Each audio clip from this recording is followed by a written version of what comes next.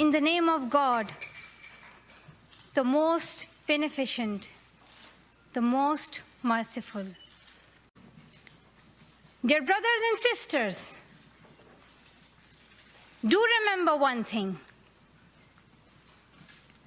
Malala Day is not my day. Today is the day of every woman, every boy, and every girl who have raised their voice for their rights. There are hundreds of human rights activists and social workers who are not only speaking for their rights, but who are struggling to achieve their goal of peace, education, and equality. Thousands of people have been killed by the terrorists, and millions have been injured. I'm just one of them. So here I stand. One girl among many. I speak not for myself, but for those without voice can be heard. Those who have fought for their rights. Their right to live in peace. Their right to be treated with dignity. Their right to equality of opportunity. Their right to be educated. Dear friends, on the 9th of October 2012, the Taliban shot me on the left side of my forehead. They shot my friends too. They thought that the bullet would silence us, but they failed. And out of that silence came thousands of voices. The terrorists thought that they would change my aims and stop my ambitions. But nothing changed in my life except this. Weakness, fear, and hopelessness died. Strength, power, and courage was born. I am the same Malala. My ambitions are the same. My hopes are the same. And my dreams are the same. Dear sisters and brothers, I'm not against anyone. Neither am I here to speak in terms of personal revenge against the Taliban or any other terrorist group. I'm here to speak up for the right of education of every child. I want education for the sons and daughters of the Taliban and all the terrorists and extremists. I do not even hate the Talib who shot me. Even if there is a gun in my hand and he stands in front of me, I would not shoot him. This is the compassion that I have learned from Muhammad, the Prophet of Mercy, and Jesus Christ and Lord Buddha. This is the legacy of change that I have inherited from Martin Luther King, Nelson Mandela, and Muhammad Ali Jinnah. This is the philosophy of non-violence that I have learned from Gandhiji, Bacha Khan, and Mother Teresa. And this is the forgiveness that I have learned from my father and from my mother. And this is what my soul is telling me. Be peaceful and love everyone. Dear sisters and brothers, we realize the importance of light when we see darkness.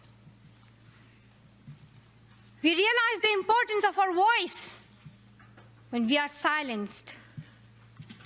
In the same way, when we were in Swat, the north of Pakistan, we realized the importance of pens and books when we saw the guns. The wise saying, "The pen is mightier than sword," was true.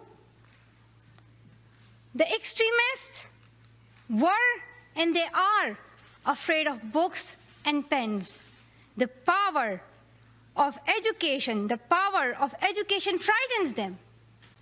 They are afraid of women. The power of the voice of women frightens them. So, dear sisters and brothers, now it's time to speak up. So today, we call upon the world leaders to change their strategic policies in favor of peace and prosperity. We call upon the world leaders that all the peace deals must protect women's and children's rights. A deal that goes against the rights of women is unacceptable. We call upon all governments to ensure free, compulsory education all over the world for every child. We call upon all the governments to fight against terrorism and violence, to protect children from brutality and harm.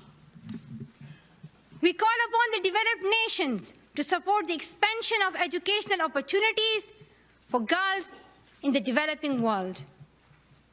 We call upon all the communities to be tolerant, to reject prejudice based on caste, creed, sect, color, religion, or gender, to ensure freedom and equality for women so that they can flourish. We cannot all succeed when half of us are held back. We call upon our sisters around the world to be brave, to embrace the strength within themselves and realize their full potential. Dear brothers and sisters, we want schools and education for every child's bright future. We will continue our journey to our destination of peace and education. No one can stop us. We will speak up for our rights, and we will bring change through our voice. We believe in the power and the strength of our words. Our words can change the whole world because we are all together, united for the cause of education. And if we want to achieve our goal, then let us empower ourselves with the weapon of knowledge. And let us shield ourselves with unity and togetherness. Dear brothers and sisters, we must not forget that millions of people are suffering from poverty, injustice, and ignorance. We must not forget that millions of children are out of their schools. We must not forget that our sisters and brothers are waiting for a bright, peaceful future. So let us wage a global struggle against illiteracy, poverty, and terrorism. Let us pick up our books and our pens. They are our most powerful weapons. One child, one teacher, one book, and one pen can change the world. Education is the only solution. Education first. Thank you.